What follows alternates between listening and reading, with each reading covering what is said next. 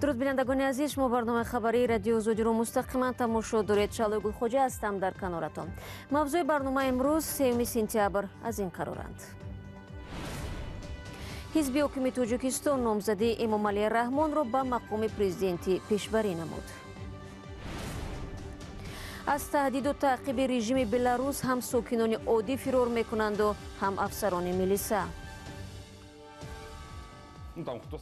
آنجا همه را در روی اسفالت به زانو شناندند، دستها را پشت سر کردند. این حالت 3-4 ساعت ادامه کرد. و در 95-солагии соҳаи ҳавонавардии Тоҷикистон масъулон аз пешрафт мегӯянду огоҳони умур аз чолишҳо. барои авиатсия на ин ки тоҷик ба ҳамаи давлатҳо бисёр зарари калон овард. ҳизби халқи демократии Тоҷикистон имрӯз дар анҷумани худ Эмомалӣ Раҳмонро номзад ба интихоботи президентӣ пешниҳод кард.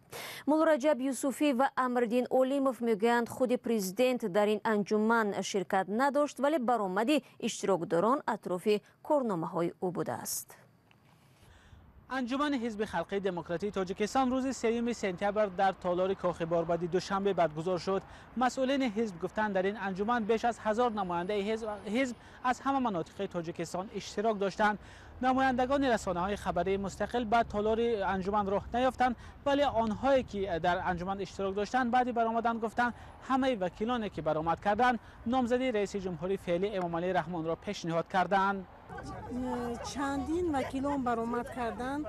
همین همون شخصانی که برآمد کردند همین یک نامزد رو پیشنهاد کردند. اشتراکداران انجمن حزب خلقی دموکراتی گفتند که رئیس جمهور امامعلی رحمان برای پیشنهاد نامزدیش برای سبقت در انتخابات پرزیدنتی ماه اکتبر روزگی داده است. نمایندگان این حزب باور دارند که نامزدی پیشنهاد کرده آنها در انتخابات پرزیدنتی ماه اکتبر غلبه میکند. برای باز هم استوار نمودن این بعد نقشه ها و این هدفهایی که در پیش استاده است برای اجرایش استراتژی ملی تا سال 2030 در این برنامه بندهای علایده جایگیر شده. ما امید کلان داریم که راهبری که ما امروز پیشنهاد کردیم پیشوای ملت محترم امامعلی رحمان 100% آوازی ملت تاجیک صاحب می شود. انتخابات پرزیدنتی روز 11 اکتبر امسال برگزار می شود. تا امروز برای اشتراک در این سبقت نامزدی 5 نفر پیشنهاد شده است. یگانه حزب مخالف در کشور، حزب سوسیال دموکراتی تاجیکستان گفت انتخابات را بایکات میکند و برای اشتراک در آن نامزد پیشنهاد نخواهد کرد. رحمت الله ظاهرов رئیس این حزب در یک اظهارات انتخابات ماه اکتبر را غیر قانونی خوانده بود، چیزی که نمایندگان دیگر حزب‌ها آن را قبول ندارند. مولارجب یوسفی، امرالدین عالموف، آزادی دوشنبه. تا انتخابات پرزیدنتی در توجیکستان بیشتر از یک ماه دیگر باقی مانده است. بسیاری‌ها از حال تخمین می‌کنند که در انتخابات رقابت واقعی جای نخواهد داشت. در بلاروس باشد با گذشت تقریباً یک ماه از انتخابات پرزیدنتی وضع تا به حال ناآرام است و کشور در روبروی بحران سیاسی قرار دارد. همکاران ما درباره نفران گزارش می‌دهند که بعد شرکت در تظاهرات آسایشته مجبور شدند کشور را ترک کنند. یکاترینا کوپریانووا یک ماه اخیر با والدانش تنها توسط اینترنت صحبت میکند. او هنوز تا انتخابات پرزیدنتی با پسر خردسالش بلاروس را ترک کرد. من عضو گروه ترغیباتی سویتلانا تیخانوفسکایا بودم. ما برای او امضا جمع می‌کردیم. در پی فشارها از جانب میلیساها و مسئولین به من و خانواده‌ام مجبور شدم که از آنجا بروم. آنها این کار را توسط برادرم شروع کردند و می‌دانستند که چه طور فشار بیارند. یکاترینا میگوید که حالا برای خانواده‌اش نگران است. والدان او را در بلاروس تهدید میکنند. آنها را به اداره پلیس دعوت و تهدید میکنند که به هیچ جای نروید و در اعتراضها شرکت نکنید.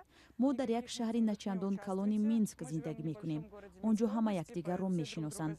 والدان من همیشه تعقیب میشوند تا به جای سفر نکنند. پس از دعوت‌های هر روزه به اداره پلیس در بلاروس، به گفته یکاترینا، او بار اول خود و فرزندش را در اوکراین امن احساس کرد. حالا نیتی بازگشت به وطن را ندارد. باژنا ژلودی 21 ساله هم به طرفداری از سویتلانا تیخانوفسکایا امضا جمع می‌کرد. او نیز در پی تعقیب مقامات مجبور شده است که کشور را ترک کند. خانه مرا کوفت و کوب کردند. به یگان اساس نسبت من پرونده ماموری باز شد. парванда барои он буд ки ҳар вақте хостанд ман ба идораи милиса ҳозир шавам. мавридҳое ҳам буд ки дар як рӯз ба ман ту 4 даъватнома меомад. بعد از یک دعوت نوبتی به پلیس، باژینا درک کرد که برای بی‌خطری‌اش بهتر است از شهر بیرون شود. гуфт аллакай рӯзи боздошти ту муайян шудааст. то рӯзҳои истироҳатӣ ту бояд боздошт шавӣ. гуфт имкон дорад дар роҳ ба кор зане бо милиса ба наздат биёяду бигӯяд ки ту ӯро задӣ. баъд аз ин ман дар 2 соат тамоми чизамро ҷамъ кардаму аз он ҷо рафтам. тамоми зиндагии ман ҳам дар он ҷо монд. День добрый, проходите. Мы вот только заехали вчера вечером. ولادیمیر ژگر سابق کارمند پلیس است. او در شهر مازیر کار میکرد. مشکل او در جای کار بعد آن شروع شد که در معرکه پیش از انتخاباتی آشکارا از نامزد مخالفین جانبداری میکرد. با من مناسبتشان دیگر شد. ساعتها کامپیوتر و همه جهاز مرا تفتیش میکردند. وقتی چیزی نیافتند مرا به ریاست کارهای داخله دعوت کردند. آنجا کارمندان بی‌خطری به من فهماندند که اگر من چون یک کارمند میلیسا به بیان مفقه شهروندی خود عاید به حادثه هایی که در کشور رخ میدهند ادامه دهم، نسبت من پرونده جنایی باز میکنم. ولادیمیر کارش را ترک کرد و به صف اعتراضگران پیوست. بعداً بازداشت شد. 10 числа к нам в квартиру, которую мы снимали в Минске, ворвались. 10 август یک روز بعد از انتخابات به خانه ما که در مینسک اجاره گرفته بودیم، کارمندان ریاست مبارزه با جنایت‌های متشکلانه آمدند.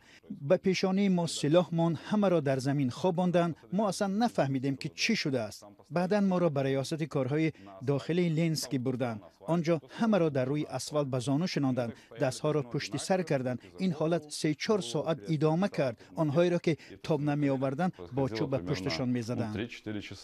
حالا کاتیا و باژینا و ولادیمیر به وطن برگشتن نمی توانند.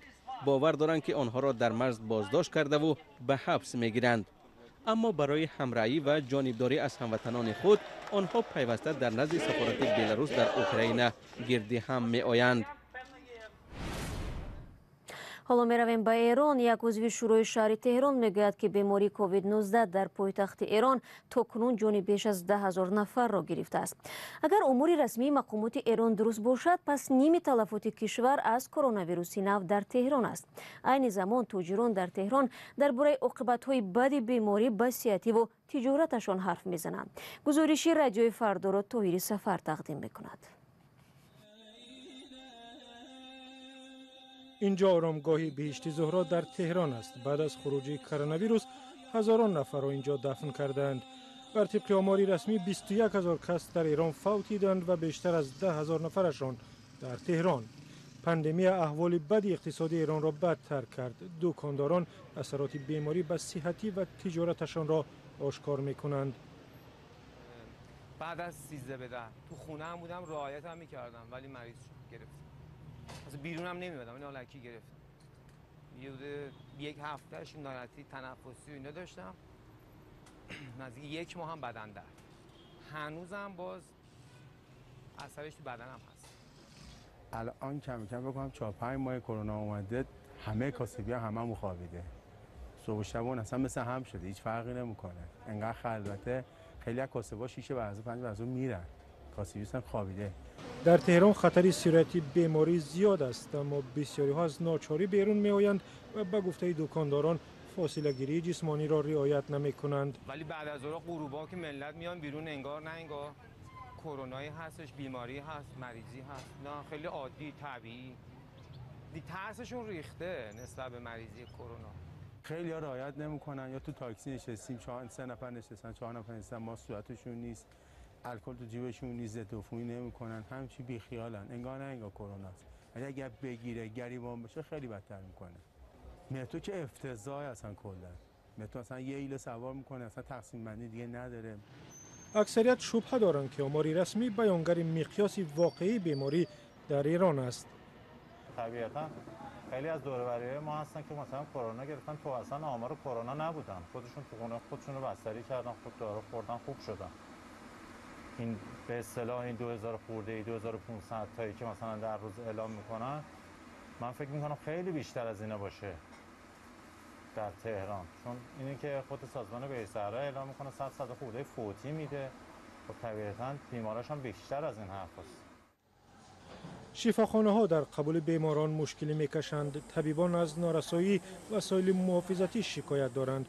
عین زمان دکانداران از پیامدهای تاخت و تاز ویروس برای اقتصاد نگرانند. برمیگردیم به تاجیکستان. امروز بخش هوانوردی تاجیکستان 96 ساله شد، ولی ظاهراً امسال این سنه برای ساحه مذکور خوشی نآورده است. پاندمیای کووید 19 و بسته شدن حریم هوایی کاری هوانوردان توجیک را نیز خللدار کرد. از ماه مارس امسال پروازها متوقف شدند. تنها ماه اخیر پرواز منتظم از دوشنبه به دبی و همچنین پروازهای حساب شده چارتری با روسیه و چند کشور دیگر انجام می‌شوند. کارشناسان در صحبت با علیشیر ظریفی و شهلوی عبدالله میگویند اگر وضع تغییر نیابد دورنمای ساحه روشن نخواهد بود. در این آثارخانه دستاوردهای فعالیتی 96 ساله اویاتسیای تاجیک جمع آوری شده است. این عکس اولین پرواز هواپیما از بخارا به دوشنبه است که سال 1924 انجام شده است. در 96 سال فعالیتش اویاتسیای شهروندی تاجیک برد و باخت زیادی را پشت سر کرده است، اما امسال کارمندان آن عید کسبیشان را در حال جشن می‌گیرند که در پی خروج بیماری کووید 19 پروازهای منتظم قطع گردیده بخشی از کارمندان ساحه به رخصتی بیمزد فرستاده شدند. محمود محمدов تجربه بیش از 40 سال هوانوردی را دارد. میگوید در تاریخ 96 ساله اویاتسیا بار نخست چنین وضع برای این ساحه پیش آمده است. همین سالانگی پاندمیا برای اویاتسیا نه اینکه توجیک با همه دولت‌ها بسیار ضرر کلان آورد. برای اینکه کارگرها به معاش ماندند، اگر پرواز نشود درآمد اویاتسیا نیست. تحلیلگران میگویند ضربه کرونا ویروس به بخش هواپیمایی خاص دیگر کشورها نیز هست، ولی صرف نظر از این کار اویاتسیای تاجیک ناموفق می باشد. متاسفانه بخش هواپیمایی اویاتسیا در تاجیکستان نیز مثل همه بخش‌های دیگر غارت شد و از یک بخشی که از یک ساحه‌ای که میشون به برند کشور تبدیل داد و توسط آن فرودگاه‌ها را به خط‌های بین‌المللی و حداقل منطقوی تبدیل داد و بخش سیاحی را رشد داد و کشور را به یک کشوری درآمدگیرنده از سیاحت تبدیل داد و یک خراب‌آزار بدل شد. این نظر تحلیلگر در حالی است که مسئولان آژانسی اویاتسیا شهروندی تاجیکستان از فعالیتشان پیوسته ستایش می‌کنند. فعالیت در اساس سندهای معیاری حقوقی تنظیم کننده ساحه به راه مانده شده است. کارهای پیشرفت ساحه دائما زیر نظارت حکومت جمهوری تاجیکستان و مقامات وکالتدار ساحه اویاتسیای گردنی به راه مانده شده. تاجیکستان دو شرکت هواپیمایی وطنی، یک تاجیک ایر یگانه شرکت دولتی و دومی شرکت خصوصی سامون ایر را دارد. آخر سال 2018 وضع مالی تاجیک ایر بد شد و هواپیماهای شرکت از پرواز ماندند. پروازهای بعدی آن را شرکت خصوصی سامون ایر عملی کرد. در برابر این دو شرکت وطنی 12 شرکت هواپیمایی خارجی نیز در بازار اویاتسیا کشور خدمت رسانی می‌کنند. عکس پروازی اولین هواپیمای خرد تا هواپیماهای کلان حجم مسافربر و باربر دوره رشد اویاتسیای گردنی تاجیک است که در این آثارخانه محفوظند. اما در این چند سال رکود بخش مهمی اویاتسیای وطنی در آثارخانه چی باقی میماند وقت نشان خواهد داد.